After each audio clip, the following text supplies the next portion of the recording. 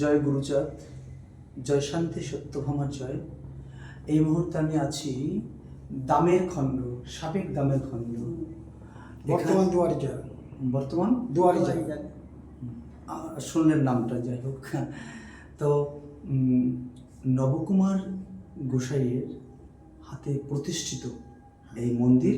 তবে এখানে একটা ইতিহাস রয়েছে, এক ঝলক দেখাও, তারপর ইতিহাসটা আমরা শুনবো। তো আমরা একটু বসি সবাই মন্দিরে। আসুন আসুন, জয় হরিবোল।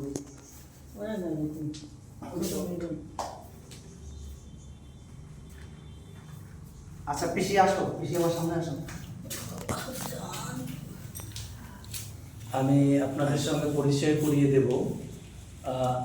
উপরে রয়েছেন হরিচাঁদ ঠাকুর, শ্রী হরিচাঁদ ঠাকুর, শান্তিমা রয়েছেন, গুরুচাঁদ ঠাকুর রয়েছেন, তারা গোসাই আছেন, গোপাল সাধু ঠাকুর রয়েছেন এবং মালঞ্চ মা রয়েছেন। তাই কাঞ্চন কাঞ্চন কাঞ্চন মা, হ্যাঁ। আর এই হচ্ছে নবকুমার ঠাকুর। পিসি একটু দিকে আসলে আমরা দেখা দেবো। আপনারা আসেন, এই পাশে আসেন, আসেন মা। আরে আসো আমার কাছে আসো। জয় হরি বল। এই বাড়িটার এবং এই মন্দিরের একটা ইতিহাস রয়েছে। আমাকে এই বাড়িটার সন্ধান দেয়, আপনারা জানেন, আমাদের শ্রদ্ধার্ঘ মানুষ একজন চিরানন্দ কাকু, চিরানন্দ মজুমদার। তিনি আমাকে এই সন্ধানটা দেয়। অবশ্য তিনি আমাকে আজকে এই বাড়িতে থাকার জন্য অনুরোধ করেছেন, হয়তো থাকতে পারবো না। তো আমরা দেখতে পাচ্ছি এখানে আমাদের চিরানন্দ কাকুর বোন রয়েছেন। আমি প্রণাম জানাই পিসিমণি। তোমার নাম কি? চারুবালা।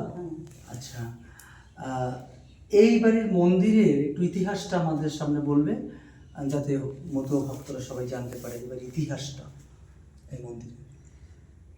এই মন্দির হচ্ছে আমার ঠাকুর দাদা নব ঠাকুর। ঠাকুরদার নাম কি? বরদাকান্ত মজুমদার। আচ্ছা, স্বর্গীয় বরদাকান্ত মজুমদার। না, আমরা স্বর্গীয়টা বলবো না, কারণ আমরা ব্রাহ্মণ্যবাদে বিশ্বাসী নই। আমরা বিশ্বাস করি না যে আপনার ঠাকুরদা মরার পরে স্বর্গে গেছে, ওটা ব্রাহ্মণ্যবাদীদের কথা। হ্যাঁ, উনি যান হচ্ছে ওই ঠাকুরের সাথে বেড়াতে যান, কোন ঠাকুরের সাথে? নব ঠাকুরের সাথে। আচ্ছা। বিভিন্ন স্থানে উনি গেছে, এমনকি বরিশাল, তারপরে কচুয়া, ও স্থানে, হ্যাঁ, বহু স্থানে ঘুরেছে।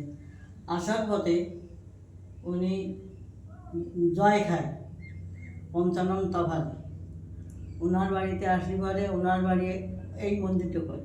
কোন মন্দিরটা? পর্বত মন্দিরটা। ওইটা? হ্যাঁ ওইটা। ওখানে একটা মন্দির আছে এরকম? না, এরকম নেই, ওইখানে করে। কিন্তু ওইখানে আসলে এই মন্দিরটার নাম কি? পর্বত মন্দির। পর্বত মন্দির। আচ্ছা, এই পর্বতেরও তো একটা কাহিনী রয়েছে। হ্যাঁ। হ্যাঁ, ওইখানে আসি পরে এখন ওই আমার ওই ঠাকুর দাদা বলতেছে, পঞ্চম তফাত বলছে কি যে ঠাকুর তুমি যে এই যেখানে এই করবে, তা আমার ছেলে নেই, এই রক্ষণাবেক্ষণে কে করবে? তখন বললো কি যে তাই তো একটা কথা। তখন আমার ঠাকুরদা বললো কি যে না, আমার বাড়ি করতে হবে। ওইখানতে ঘাটে কিন্তু ইট টিট সব আসে গেছে নৌকায়। আমার কাকা এনার বাবা সে আসে ইট নিয়ে এসে খাড়া হয়েছে। আসলে পরে তখন ওই ইট টিট সব এইখানে চলে আসে, সব এইখানে এসে চলে আসে সংক্ষিপ্ত পরিসরে। এসে এইখানে আমার ঠাকুরদাকে একটু ওই প্রস্তাব দিয়েই আমার ঠাকুরদা কিন্তু সহ্য খাই। আচ্ছা, তখন এই পাথর আমরা আর এক বসাই দোপড়া হয়। এই পাথরগুলো কি পাথর? ওটা পাথর হচ্ছে আমরা সিলেট থেকে আনা পাথর। আচ্ছা, সিলেট থেকে। ঠিক আছে। বড় সিলেট। তখন আমার ঠাকুরদারা উঠে যাওয়ার পর ঠাকুরদারে দিয়ে আবার এই নিশানাটা পড়ে যায় কোথায় এই মন্দিরটা হবে। তারপর তো আসলো এই পাথর আশীর্বাদ আমার ঠাকুরদা হাতে ডলা হাতে দিদি করে। তারপর পয়লা বৈশাখে 70 সাল, বাংলা 70 সালের পয়লা বৈশাখে আমার ঠাকুরদা উঠে যায়। আচ্ছা, তখন ঠাকুরদা উঠে যাওয়ার পর সেই সমাধির পরে ওই পর্বত মন্দির হয়। আচ্ছা। আর এই আমার ঠাকুরদারও প্রস্তাব দেওয়ার পরে এই হরি মন্দির, তার আগে হয় হরি মন্দির 68 সালে। 1968 সালে। না, বাংলা 68 সালে, 1368। 1368 আর 1370। ও বাবা, তাহলে 2 বছরের ডিফারেন্স এটা একটা। আচ্ছা। তখন এই মন্দির পাই। এই পর্বত মন্দিরটার কাহিনী কি রয়েছে এটা আপনি বলবেন ওখানে গিয়ে। তো নবকুমার ঠাকুরকে আপনি দেখেছেন? হ্যাঁ, দেখেছি। আর নবকুমার ঠাকুর তো গুরুচাঁদ ঠাকুরের সঙ্গে ছিলেন। উনি ওনারই কাজ মতো উনি করতেন। কত বছর ছিলেন একসঙ্গে? 14 বছর। 18 বছর না? না, 14 বছর। শিওর? হ্যাঁ। আচ্ছা। তো বুঝতে পারছেন যে এবারে ইতিহাসটা অনেকটা গুরুত্বপূর্ণ ইতিহাস। এখন যে একটা পর্বত মন্দির আছে, আমরা সেই পর্বত মন্দিরটা একটু দেখবো। চলুন সবাই যাই। মন্দিরের কাহিনীটা একটু আপনি বলুন। এই পর্বত মন্দিরের কাহিনীটা যেহেতু একটু আগেই জানলেন যে 14 বছর উনি সেবায়ত হিসেবে গুরুচাঁদের সেবায়ত হিসেবে গুরুচাঁদ ঠাকুরের সঙ্গে ছিলেন। হ্যাঁ। সঙ্গে ছিলেন এবং শেষ জীবনে নবকুমার রায় ঠাকুরের কোলের পরে মাথা রেখেই গুরুচাঁদ ঠাকুর দেহ রেখেছেন। দেহ রেখেছেন। হুম। তা উনি সার্বক্ষণিক সময় ওনার সঙ্গে থাকতেন। আচ্ছা। তা উনি কিছু পাথর নিয়ে ওই খুব যত্ন করতেন, কিছু পাথর। গুরুচাঁদ ঠাকুর। গুরুচাঁদ ঠাকুর, গুরুচাঁদ ঠাকুর এটা গুরুচাঁদ ঠাকুর হাতে হ্যাঁ, কথা। হ্যাঁ। তা আচ্ছা। কিছু পাথর নিয়ে উনি করতেন। তা জিজ্ঞেস করলো যে বাবা এই পাথরগুলি এত যত্ন করো, কোনো পাথর দিয়ে তুমি কি করবে? হুম। তাহলে হচ্ছে পাথর দিয়ে আমি একটা মন্দির তৈরি করব, হুম। একটা কামনা মন্দির তৈরি করব, যে কামনা মন্দিরে স্তম্ভে কোল দিয়ে, এই পাথরের স্তম্ভে কোল দিয়ে যে যা মানসা করবে তার সেই মানসা পূর্ণ হবে। এটা গুরুচাঁদ ঠাকুর বলেছেন। গুরুচাঁদ ঠাকুর বলছেন। কিন্তু জীবদ্দশায় সেই পাথর দিয়ে গুরুচাঁদ ঠাকুর আর সেই মন্দিরটা করে যেতে পারেনি। হুম। বা তারপরে উনি যখন চলে গেলেন, চলে যাওয়ার পরে ওইখান থেকে 5টা পাথর নবকুমার রায় ঠাকুর নিয়ে এনে এই দামেরকন্যের বাড়িতে তানার মনের ইচ্ছাটা পূরণ করলেন, সেই মন্দিরটা। তবে নবকুমার ঠাকুরের সঙ্গে আপনার ঠাকুরদাদের একটা মানে বিশেষ একটা তার কি ইয়ে ছিল। ধরাটা এরকম কিছু?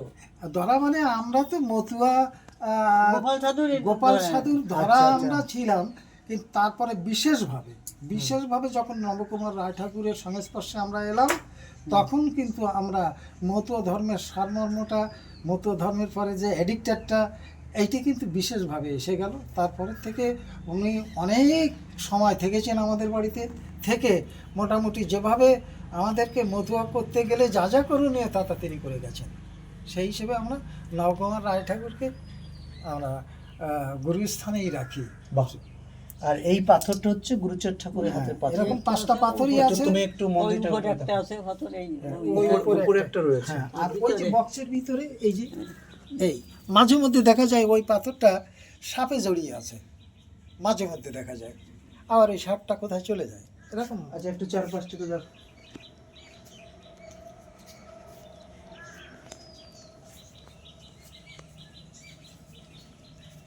আপনি হচ্ছেন আপনি আমাদের চিরানন্দ কাকুর কি হন? আমার স্ত্রী। আচ্ছা, তো আপনার হবে ভাসুর। হ্যাঁ। দাদা হবে। আর আপনার? উনি? আচ্ছা আচ্ছা আচ্ছা। অর্থাৎ চিরন্দ দা হচ্ছে আমার জ্যাঠাতো ভাই, আচ্ছা। আমি তার কাকাতো ভাই। আচ্ছা আর সেই জ্যাঠাতো ভাইয়ের ভাই বউ হচ্ছে এই। আচ্ছা আচ্ছা আচ্ছা। হ্যাঁ, আমি কাকুকে খুব ভালোবাসি, মানে আমাকে খুব উনি শ্রদ্ধা করেন, মানে শ্রদ্ধা আমি করি, আমাকে খুব ভালোবাসেন। তো আমরা এই মন্দিরের ইতিহাসটা জানলাম, এবং যারা এখানে আসতে চান তারা কিভাবে আসবেন? তারা যদি ভারত থেকে আসেন তারা খুলনা আসবেন, খুলনা থেকে মংলা। মংলার থেকে বলতে হবে, আপনি একটু বলুন। হ্যাঁ, মংলা থেকে বলছো দামেরখন্ড এসেই বলতে হবে হরি মন্দির, মজুমদার বাড়ি। মজুমদার বাড়ি হরি মন্দির। কিন্তু আমার মনে হয় যে রাস্তার পাশে যে একটা ব্যানার দেওয়া হয় যে মজুমদার বাড়ি হরি মন্দির, তবে সবার সুবিধা হবে। সবার সুবিধা হয়। কিন্তু এখানে কি সেই- ঐতিহাসিকরা আসেন ওই হ্যাঁ আসেন। যারা পিএইচডি করছেন? হ্যাঁ হ্যাঁ হ্যাঁ। বাহ। ওই যে ইয়ে আপনাদের প্রহ্লাদ বাবু, আচ্ছা, আমাদের বিরাট কাকু এসেছিলেন নাকি? বিরাট ঠাকুর আসেনি, প্রহ্লাদ বাবু এসে গেছেন। তারপর ওনার সঙ্গে আরেকজন স্নিগ্ধা মুখার্জি, উনি তো এখানে এসে গান টানগুলো করে উনি ইসের পরে পিএইচডি করছেন। যাক, জয় হরিচাঁদ, হরিসঙ্গীতের পর। জয় গুরুচাঁদ, জয় হরিবোল, সবাই প্রণাম নেবেন।